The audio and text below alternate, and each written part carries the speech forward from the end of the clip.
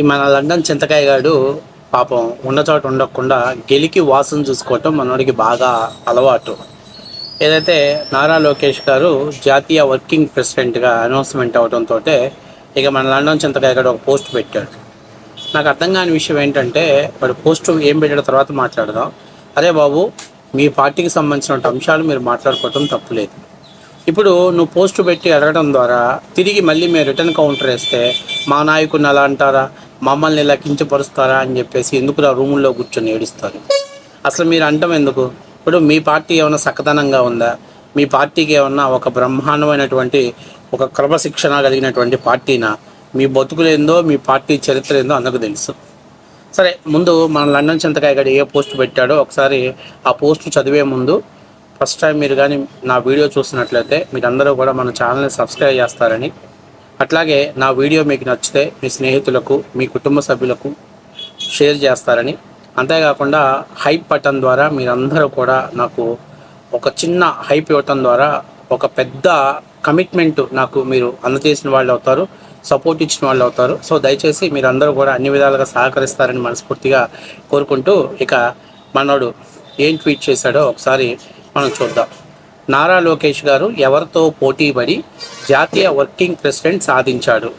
టీడీపీలో ఒక 10 మంది అప్లై చేస్తే, అంటే ఒక 10 మంది నెంబర్స్ ఎవరైనా నామినేషన్ వేసి అందులో నుంచి ఒక 5గురిని షార్ట్ లిస్ట్, అంటే ఒక 5గురిని సెలెక్ట్ చేసి మళ్ళీ 5గురిలో ఒక 2ని ఫైనల్ చేయాల్సి వస్తే, అంత తీవ్రమైనటువంటి ఒత్తిడి నుంచి ఒకవేళ అందులో లోకేష్ గెలిచాడనుకో మనం ఆశ్చర్యపోవాల్సిన పని లేదు. కానీ దీని ముందు ఏ కామెడీ పనికిరాదురా అని చెప్పి పెట్టాడు. అంటే నారా లోకేష్ గారు ఎటువంటి కాంపిటీషన్ లేకుండానే ఆయన ఆ జాతీయ వర్కింగ్ ప్రెసిడెంట్గా ఎన్నుకున్నారు అనేది మనోడు యొక్క ఇంటెన్షన్ అనమాట. తర్వాత ఇంకొక పోస్ట్ వేశాడు. నారా లోకేష్కు శుభాకాంక్షలు ఎందుకు తెలుపుతున్నారో ఎంత ఆలోచించినా అర్థం కావట్లేదు. పదవి వాళ్ళ నాయన ఇచ్చినాడు, అందులో గొప్ప ఏముంది, అదంతా వెన్నుపోటు మహిమ అనేటువంటి పోస్ట్ వేశాడు. ఈ 2 పోస్టులు ఎందుకు చదువుతున్నానంటే, దీనన్నిటికీ గట్టి ఫుల్ కౌంటర్ నేను ఇవ్వటానికి సిద్ధంగా ఉన్నా. తర్వాత ఇంకోటి పెట్టాడు. అదేంటయ్యా అంటే, ఇద్దరు ఎన్టీఆర్ గారి మనవళ్ళే. నారా లోకేష్లో ఉన్న అర్హత ఏమిటి? దగ్గుబాటి హితేష్ చెంచురామయ్య చౌదరిలో లేని అర్హత ఏమిటి? గమనిక, ఎన్టీఆర్ గారు బతికుండగా చివరి వరకు వారితో ఉన్నది దగ్గుబాటి వెంకటేశ్వరరావు గారే అని ఈ మొత్తం మీద మనోడు ఇలాగా రాశాడనమాట. సరే, నేనేమడుగుతున్నానంటే, నారా లోకేష్ గారు జాతీయ వర్కింగ్ ప్రెసిడెంట్ అవడానికి కావాల్సినటువంటి కారణాల గురించి నేను చెప్తా. మామూలుగా జగన్మోహన్ రెడ్డి గారు తాను ముఖ్యమంత్రి కావాలని పాదయాత్ర చేశాడు. తన అన్న ముఖ్యమంత్రి కావాలని పాదయాత్ర చేసినటువంటి వైఎస్ షర్మిలారెడ్డిని జగన్మోహన్ రెడ్డి గారు మెడబెట్టుకొని బయటికి గెంటేశాడు. కానీ లోకేష్ తన తండ్రి ముఖ్యమంత్రి కావాలి, తనని బూచిగా చూపించి 2019లో రాజకీయ లబ్ధి పొందారు.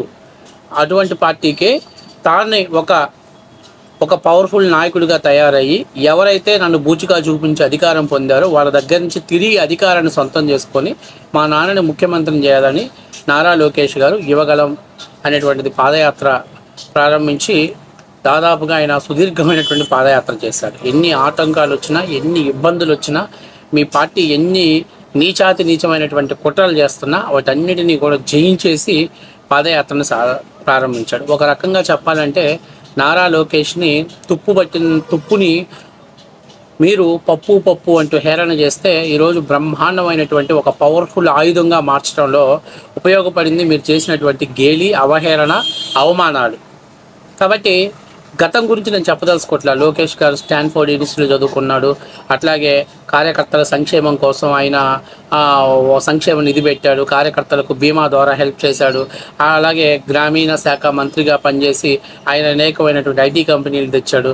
తర్వాత 44,000 కిలోమీటర్ల పైగా సీసీ రోడ్లు వేశాడు. ఇవన్నీ నేను చెప్పదలుచుకోవట్లా.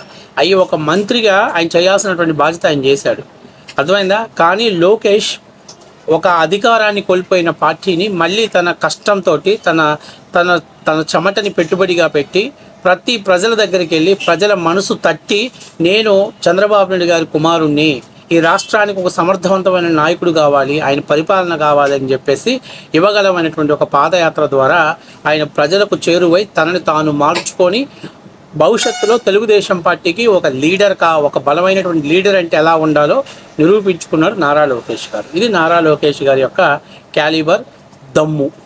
ఇవాళ నారా లోకేష్ గారు నిన్న ఈ విన్న ప్రతిభావంతుల కుర్రాళ్ళతోటి ఒక మీటింగ్ పెట్టాడు. ఒక్కొక్క విద్యార్థిది ఒక్కొక్క సమస్య, కానీ వాళ్ళు అత్యున్నతమైనటువంటి శిఖరాలని అధిరోహించినప్పుడు ఖచ్చితంగా వాళ్ళు మాట్లాడుతుంటే నా కళ్ళము నీళ్ళు వచ్చినాయి. ఎందుకంటే మనం ఎక్కడో దొండపాడులో ఇంగ్లీష్ చదువుకునేటువంటి ఎన్ఆర్ఐస్ కృషితోటి ఏర్పడినటువంటి స్కూల్లో ఇంగ్లీష్ నేర్చుకున్నటువంటి పిల్లల్ని తీసుకొచ్చి వాళ్ళని పక్కన కూర్చోబెట్టుకుని మా జగన్మోహన్ రెడ్డి గారు నాడు నేడు ఫలాలని అక్రమ సంతానం అని కూడా నా సంతానం అని చెప్పుకునే పరిస్థితి కాకుండా నిజంగా నిన్న వాళ్ళు ఒక్కొక్క విభిన్న ప్రతిభావంతుల పిల్లలు ఒక్కొక్కరికి ఒక్కొక్క పరమైనటువంటి ప్రాబ్లమ్స్ ఉన్నాయి, అయినా కూడా వాటన్నిటిని అధిరోహించి వాళ్ళు విజయాన్ని చేరువ చేయడంలో లోకేష్ గారు ఎంత కృషి చేశారో అలాంటి వ్యక్తులతోటి వాళ్ళతో కూర్చొని ఆయన టైప్ అయి మాట్లాడినప్పుడు నిజంగా ఒక నాయకుల్లో ఇటువంటి లీడర్షిప్ ఉండాలి అని చెప్పేసి నాకు నేనే గర్వంగా చెప్పుకుంటా. లోకేష్ గారి అభిమానం చెప్పుకోవటంలో మేము ఎలాంటి సిగ్గుపడట్లా. ఇక తర్వాత మన పార్టీ గురించి మాట్లాడుకుందాం. మావిగన్లో మావయ్య జమేరే అంటే జగన్మోహన్ రెడ్డి గారు వైకాపాకి శాశ్వత అధ్యక్షుడిగా ప్రకటించుకున్నాడు. ఎట్లా ప్రకటించుకున్నాడు? శాశ్వత అధ్యక్షుడు ఏంటి? ఎక్కడన్నా ఉందా రాజ్యాంగంలో? ఒక పార్టీ శాశ్వత అధ్యక్షుడు ఎవరైనా ఉంటాడా? అధ్యక్షుడుగా ఒకవేళ ఉన్న లాంఛనంగా ప్రక్రియ తప్ప నుంచి మిగిలిన అధ్యక్ష పదవి అనేది ఎన్నికలు జరగాలి, అది లాంఛనమే, ఏకగ్రీవం అవ్వచ్చు, ఇంకోటి అవ్వచ్చు. కానీ 30 ఏళ్ళు నేనే శాశ్వత అధ్యక్షుడిగా ఉంటానని ప్రకటించుకోవటం వెనకాల ముఖ్య ఉద్దేశం ఏంటంటే జగన్మోహన్ రెడ్డిలో ఒక అభద్రతా భావం ఉంది. ఒకవేళ నేను జైలుకు పోతే అధ్యక్షుడిగా, లేకపోతే మా అమ్మ ఉంటే మళ్ళీ నా చెల్లిని ఎక్కడ ముఖ్యమంత్రిని చేస్తుందో, ఎందుకంటే రాజశేఖర రెడ్డి బిడ్డగా ఆ ఫ్రేమ్ను ఉపయోగించుకుంటారనే భయం. ఇక మీ పార్టీ గురించి నేను మాట్లాడతాను. వైఎస్ఆర్ కాంగ్రెస్ పార్టీ ఫౌండర్ ఎవడయ్యా? శివకుమార్. ఆ శివకుమార్ అనేటువంటి వ్యక్తి పార్టీ పెడితే ఆ పార్టీలో జగన్మోహన్ రెడ్డి చేరి జగన్మోహన్ రెడ్డి గారు ఆ పార్టీని పూర్తిగా కబ్జా చేసుకొని ఆ పార్టీ వ్యవస్థాపక అధ్యక్షుడైనటువంటి శివకుమార్ని పార్టీలో నుంచి మెడబట్టి బయటికి గెంటేశాడు. జగన్మోహన్ రెడ్డి ఎందుకు రాజకీయ పార్టీని పెట్టకూడదో తెలుసా? రాజకీయ పార్టీ పెట్టే నాయకుడి మీద సిబిఐ కేసులు కానీ, క్రిమినల్ కేసులు కానీ, ఈడీ కేసులు కానీ ఉండకూడదు. అంటే జగన్మోహన్ రెడ్డి ఒక పార్టీ స్థాపించడానికి ఎటువంటి అర్హత లేనటువంటి అనామకుడు. ఇది వాస్తవ విషయం. కాబట్టి నేను ఇందాకే చెప్పాను నీకు, నువ్వు మమ్మల్ని గెలికి మిమ్మల్ని ఏదో ఎస్టాబ్లిషన్ చేసుకొని మీరేదో పెద్ద నాయకుడిగా అవుదాం అనుకుంటే మొత్తం మీద బరస్ట్ అయి పరుగు పోయేది మీకే. ఎందుకంటే మీ పార్టీ చరిత్ర అంత దరిద్రమైనటువంటి చీకటి చరిత్ర ఉంది. కాబట్టి నేను అడిగేది ఏంటంటే జగన్మోహన్ రెడ్డిని వైఎస్ఆర్ కాంగ్రెస్ పార్టీకి శాశ్వత అధ్యక్షుడు అని చెప్తే మీరు మావీగన్ రాజ్యంలో జమేరే శాశ్వత అధ్యక్షుడు అనగా సప్పట్లు కొట్టుకున్నారు కదా. ఆడ లేని తుత్తర, ఆడ లేనటువంటి ఆనందం, ఆడ రానటువంటి జాలీ లోషన్, ఆడ రానటువంటి క్వాలిఫికేషన్, ఆడ లేనటువంటి క్యాలిబర్, స్టామినా లేని దాని గురించి మీరెందుకు మాట్లాడుకోరు? మరి జగన్మోహన్ రెడ్డి ముఖ్యమంత్రి అవ్వాలని పాపం షర్మిలారెడ్డి పాదయాత్ర చేసింది కదా. మరి అలాంటి షర్మిలారెడ్డికి మీరు ఇవాళ YSR Congress party working president అనో లేకపోతే ఏదో ఒకటి ఇవ్వచ్చు కదా దానికి పదవి. ఎందుకు పదవి ఇవ్వాలి ఆమెకి? ఎందుకు మీరు ఆమెకి గుర్తింపు ఇవ్వలేదు? మీకోసమే కదా పాదయాత్ర చేసింది. చెల్లిని మెడబట్టి బయటికి గెంటేశాడు. ఇక తల్లి, గౌరవాధ్యక్షురాలుగా ఉన్నటువంటి తల్లిని కూడా చివరికి ఒకవేళ పొరపాటున నేను జైలుకి వెళ్ళిపోతే ఆమె నిర్ణయం తీసుకొని పార్టీ నడపాల్సి వస్తే చెల్లెల్ని ఎక్కడ ముఖ్యమంత్రిని చేస్తూనే భయంతో జగన్మోహన్ రెడ్డి వైఎస్ఆర్ కాంగ్రెస్ పార్టీ గౌరవాధ్యక్షుల పదవికి విజయమ్మ చేత రాజీనామా చేయించాడు. మరి ఏం మాట్లాడాలి? ఇంత దరిద్రమైనటువంటి చరిత్ర ఉండి, ఇంత నీచమైనటువంటి చరిత్ర ఉండి మనం కూడా లోకేష్ స్టామినా గురించి, లోకేష్కి పదవి రావటం గురించి నువ్వు మాట్లాడుతున్నావు. అదే ఆలోచన చేసుకోవాలి. నేను కూడా చెప్పేది ఏంటంటే జగన్మోహన్ రెడ్డి గారు తండ్రి రాజశేఖర రెడ్డి గారు ముఖ్యమంత్రి కావటం కోసం లోకేష్ లాగా మా జగన్మోహన్ రెడ్డి ముఖ్యమంత్రి పాదయాత్ర చేస్తుంటే అబ్బా మగోడురా జగన్మోహన్ రెడ్డి కూడా తండ్రి కోసం పాపం పాదయాత్ర చేసింది అనుకోవచ్చు. తండ్రి ప్రేముడి పాదయాత్రలో ఉపయోగించుకొని ముఖ్యమంత్రి పదవికి ఎక్కినటువంటి జగన్మోహన్ రెడ్డి దమ్ము, ధైర్యం, మగతనం గురించి మీరు మాట్లాడుతున్నారు. సిగ్గనిపించట్లేదా? రాజశేఖర రెడ్డి బొమ్మ పెట్టుకొని ముఖ్యమంత్రి అయ్యాడు. రాజశేఖర రెడ్డి మీద సింపతిని వాడుకొని ముఖ్యమంత్రి అయ్యాడు. తల్లి చెల్లిని సెంటిమెంట్ వాడుకొని ముఖ్యమంత్రి అయ్యాడు. కోడికత్తి డ్రామా వాడుకొని ముఖ్యమంత్రి అయ్యాడు. అలాగే బాబాయ్ హత్యని వాడుకొని ముఖ్యమంత్రి అయ్యాడు. తండ్రిని, బాబాయిని ఇద్దరు యొక్క చావును కూడా రాజకీయంగా వాడుకొని లబ్ధి పొందిన జగన్మోహన్ రెడ్డి గురించి మీరు ఆయన గురించి మాట్లాడుతూ లోకేష్ గురించి క్యాలిబర్ గురించి మాట్లాడటం నిజంగా హాస్యాస్పదం. అరే లండన్ చింతకాయ, నేను చెప్పేది ఏంటంటే మన పార్టీలో అంత దమ్ము లేదు, అంత ధైర్యం లేదు, అంత మగతనం లేని వాళ్ళు చాలామంది ఉన్నారు.